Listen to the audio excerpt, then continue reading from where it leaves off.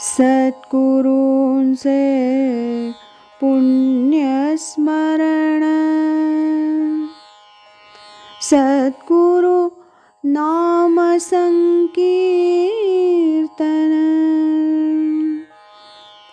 सद्गुरु गुणानुवाद गान,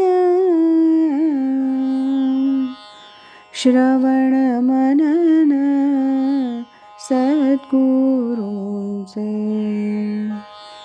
श्रवण मनन सद्गुरूंचे.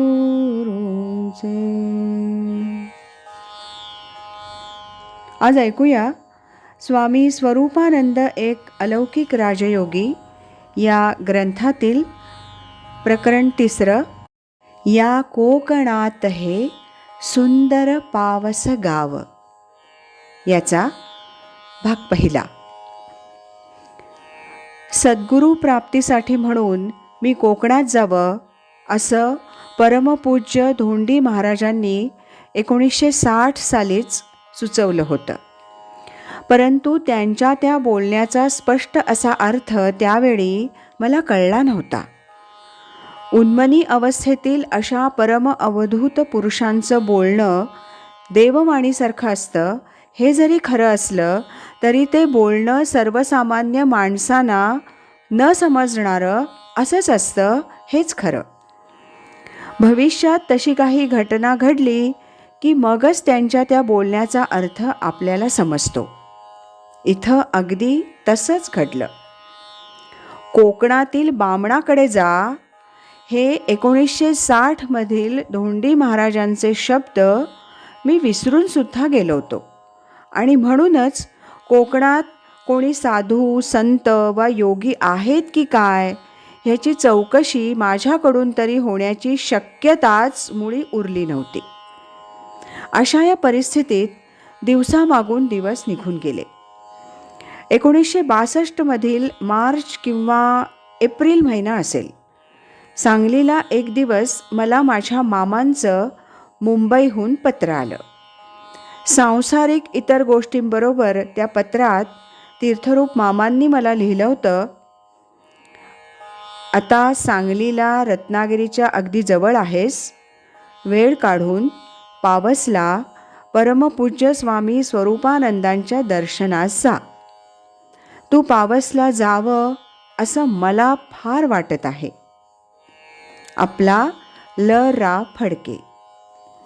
तीर्थरूप मामांचं असं हे पत्र मी वाचलं मात्र आणि माझ्या मनात पावसला जाण्यासंबंधीची विचारचक्र फिरू लागली. मी कोकणस्थ खरा, पण कोकणाशी पूर्वी माझा संबंधच आला नव्हता. मी कोकणात गेलोच नव्हतो आणि कोकण कधी पाहिलंही नव्हतं. अशा परिस्थितीत इकडून तिकडून थोडी माहिती मिळवली आणि एक दिवस कोकणात पावसला जायचा बेत मनात पक्का केला. 1962 सालच्या एप्रिल महिन्याचा शेवटचा आठवडा असेल. 3 दिवसांची किरकोळ रजा काढली आणि मी पावसला जायला निघालो. त्यावेळेला सांगली रत्नागिरी अशी ST गाडी नव्हती. रत्नागिरीला जायचं म्हणजे सांगलीहून कोल्हापूरला जाऊन आणि मग कोल्हापूर रत्नागिरी गाडीनंच रत्नागिरीला जायला लागायचं. रजा सुरू होण्याच्या आदल्या दिवशीच सायंकाळच्या गाडीनं मी सांगलीहून कोल्हापूरला गेलो. कोल्हापुरात माझे एक मित्र श्रीयुत जबडे यांच्याकडे रात्री मुक्काम केला आणि दुसऱ्या दिवशी सकाळी 6:30च्या पहिल्या कोल्हापूर ST गाडीनं रत्नागिरीला निघालो. माझा प्रवास सुरू झाला. गाडीत बरीच गर्दी होती. पन्हाळा फाटा गेला होता. मलकापूर जवळ येत होतं. माझ्या समोरच्या बाकावर 3 इसम बसले होते. त्यांच्या तऱ्हेतऱ्हेच्या गप्पा चालल्या होत्या. एकमेकात त्यांची चांगली ओळखही दिसत होती. ते तिघेही रत्नागिरीचे व्यापारी होते. माझ्या पलीकडील बाकावर 70च्या जवळपास वय असलेले एक वृद्ध गृहस्थ पण बसले होते. त्यांच्याबरोबर 20-22 वर्षांची एक मुलगी होती. बहुधा ती त्यांची नात असावी. त्या दोघांच्या एकंदर आविष्कारावरून ते गृहस्थ त्या मुलीची कुठेतरी वधू परीक्षा संपवून रत्नागिरीस परत जात असावेत असं वाटत होतं. गाडीनं मलकापूर सोडलं. मला थोडा कंटाळा आला होता. तंबाखू खाण्यासाठी म्हणून मी माझी डबी बाहेर काढली. हे पाहून एक व्यापारी आपली चंची पुढे करीत म्हणाला, "घ्या, पान खाता का?" त्या व्यापाऱ्याच्या चंचीतील पान मी खाल्लं. पुढे त्या व्यापाऱ्याशी मी थोडं बोलू पण लागलो. थोडा वेळ गेला. एकानं मला माझं नाव गाव असं विचारलं. दुसरा म्हणाला, "इकडे कुठे निघालात?" मी त्यांना माझं नावगाव सांगितलं आणि रत्नागिरीला जातोय आणि मला पुढे पावसला जायचं आहे अशी माहिती माझ्या बोलण्यातून मी त्यांना दिली. पुढे एक व्यापारी मला म्हणाला, "पावसला? कोणाकडे जायचं आहे?" मी म्हटलं, "स्वामी स्वरूपानंदांकडे." स्वामी स्वरूपानंद हे नाव ऐकून त्या तिघा व्यापाऱ्यांना मोठं नवल वाटलं होतं. "कोण बुवा हे स्वामी? पावसला असतात? कधी नाव ऐकलं नाही." असे एक ना दोन कुतूहलदर्शक उद्गार काढीत ते तीन व्यापारी आपापसात बोलायला लागले. स्वामी स्वरूपानंदांबद्दल त्यांना काहीच माहिती नव्हती हे पाहून मला आश्चर्य वाटलं.